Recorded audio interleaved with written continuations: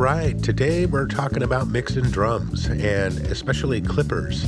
Clippers are fantastic on drums, and if you're not using a clipper, you should be. And I have 3 tips for you, so let's dive right in and take a look at some drum stems.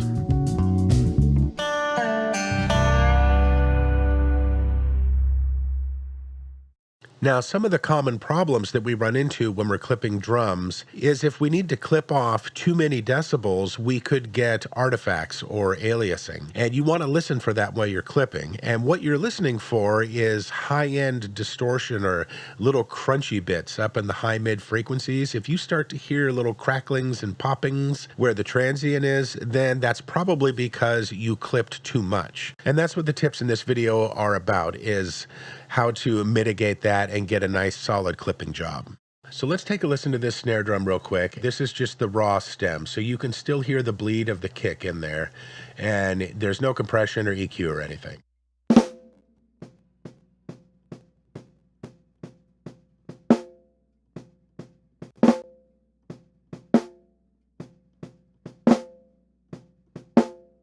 You can see how spiky some of these are. So those we really want to clip. Even some of these in here will benefit from a little bit of clipping. But if I go ahead and slap a clipper on here, this really big one right here is going to need to be clipped an awful lot in order for me to get a little bit of clipping off of this one. And that's where I might get artifacts, would be on the really high spiky peak transient right here.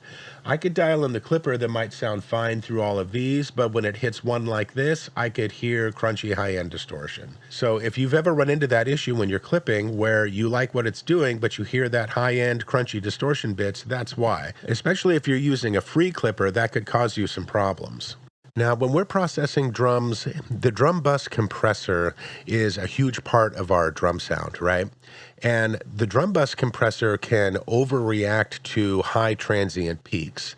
So you might have your attack and release set just the way you want it for most of the performance, but there can be a couple hits here and there that are really aggressive and have really spiky transients and can kind of cause the compressor to pump more than we would want. Now, clippers are designed to clip off the highest transient peaks, and that clipping that a clipper does is not like the unpleasant clipping that we get in the digital audio world. This is intentional and it's done the right way, and these are really, really good tools.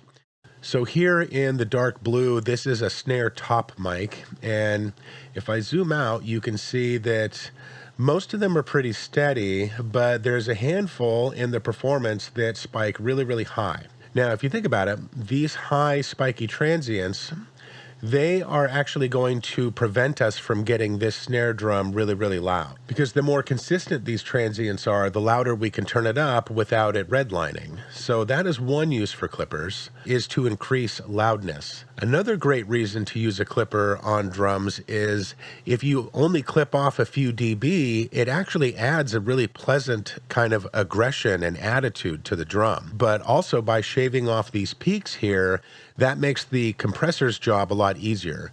Whether that's the compressor on your snare drum or your drum bus compressor, if the compressor isn't overreacting to these really dramatic peaks right here, then you'll have a more steady compression and your release will not pump as much, and you'll be able to dial it in more consistently throughout the performance. So a good thing to do is to clip off some of these peaks here, especially the loudest ones in the performance. And another good reason to use a clipper on drums is it helps preserve the low end because the compressor won't overreact and soften the low end too much. Compressors like to soften low end and kind of snuff it out a little bit if it's overreacting to a transient, which is why compressing kick drums can be a little tricky. So using a clipper on a kick drum is also a really good idea. It'll just help you out a long ways. But what you want to avoid with a clipper is clipping too much. Now, if you look at the orange one below, this is a sample. And you can see the sample is already like pre-clipped.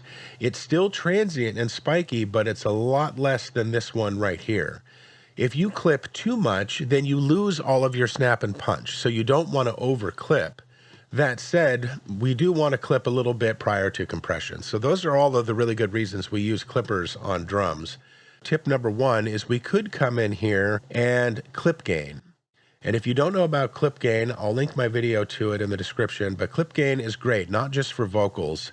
Clip gain is great for anything where there's problems in dynamics. So zoomed in all the way to about the sample level and just duck this peak a little bit to where it's closer to the level of the other ones. And then that right there, you can see if I hit undo, you can see the difference there. That is a big spiky transient, and I hit redo. And now we're down to a much more manageable level. So that's one way, is just to use clip gain. But if you have more than a handful of these in your mix that you're dealing with, that can be a little tedious. Now, if you're learning a lot from videos like this, think about how much more you could learn if you invest in a little bit of consultation. My clients get a lot out of it, a lot more than they can get out of just watching videos on YouTube. My email's always in the description below these videos if you want to hit me up. Another thing that you can do, slap a clipper on here. So now we have a clipper on this snare drum, and this is a free clipper. This is called K-Clip 0, and this is a nice free clipper, but it is still a free clipper, and if you clip too much, you could hear those artifacts. This little link button down here is nice because that links our input and output, and it has a soften option if you want a soft clip. But let's take a listen to this snare drum. So if I crank up the input here till we get some clipping on this guy. A little more. So there on that loud snare hit, that is just under 5 dB of clipping. All right, so let's leave it there for now, and let's go to some of these softer snare hits here and take a look. So you can see that on that loud one, we were getting almost 5 dB of clipping, but on the softer hits, it's not doing anything at all. So like I said, if I were to crank this clipper up to where it's getting the clipping that we want on these softer hits, I'm going to get aliasing most likely on that louder hit. So here's tip number 2. You can always render this down. So right now I'm clipping these loudest peaks right here, but it's not working on the rest of it. So in Studio One here, it's called bounce, but whatever it is in your DAW, you can go ahead and render this down. So what this is doing is applying the clipper permanently. So it's going to render the track down with whatever plugins are on there in effect. So when it's done rendering, we're going to have a new waveform that's already had that clipper applied to it. And there we go. Check that out. Now it's much, much more consistent. Those really loud peaks are gone. If I hit undo, bam, you can see them come back. They're right in here. Let me change the color on this so it's a little easier to see. So see these tall peaks right in here? Let me hit redo. There.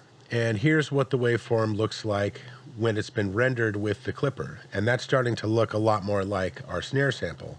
So now, with the first clipper rendered, now I can add a little bit of gentle clipping without those loud peaks needing so much gain reduction that it's causing aliasing. So if you ever need to render something down in stages, it's a great way to do it. And side note, you can also render down noise gates and expanders as well. So if I wanted to noise gate out this kick drum, but it required hypothetically such dramatic noise gate settings that it was compromising the sound, I could noise gate it a little bit, render it, noise gate it a little more, render it, and I could repeat that as many times as I needed. So I just wanted you to know that if it's never occurred to you that you can render a single effect, it's very, very useful if you have to. Ideally, you don't have to, but when you do, you do. So here's our clipped snare top compared to the sample. Still a little bit more spiky transients, but yes, now we can apply a clipper safely to this entire performance, and it's going to do really, really nice. And the final tip is kind of a no-brainer, but if it's never occurred to you, it's a good thing to know about, not just for drums, but for anything.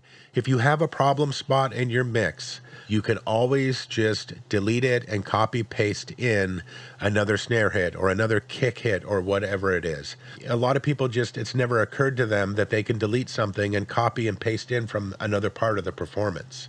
You know, if this snare hit right here, for whatever reason, was recorded with an imperfection or it was hot, I could just delete it, and then copy and paste in a different snare hit right into there. And if you do that, especially with drums, the real thing to watch there is your phase alignment, and you want to make sure that you zoom in and line up the phase of that hit that you pasted in so you don't get a phasing issue. And if you didn't catch my last video on tips for phase aligning drums, I will link to that one down in the description as well. But there you go. There's 3 handy tips for you. If you didn't know about even one of those, that could save you a lot of time and a lot of headache. Those are just little tips and tricks that it's really good to know about, and sometimes you just need to be told for it to occur to you. So I just wanted to share those with you today. If you've been looking for a way to fast track your learning curve, I highly encourage you to buy your time back and invest in a little bit of coaching. You know, for the price of the next couple plugins you might have bought, you could learn how to turn those knobs and get some insight as to the logic and thought process behind mixing. So if that sounds good to you, my email is in the description. Just hit me up and we can talk about it. And I look forward to hearing from you. But thanks again for all your support, and thanks for checking out the video, and I'll catch you on the next one.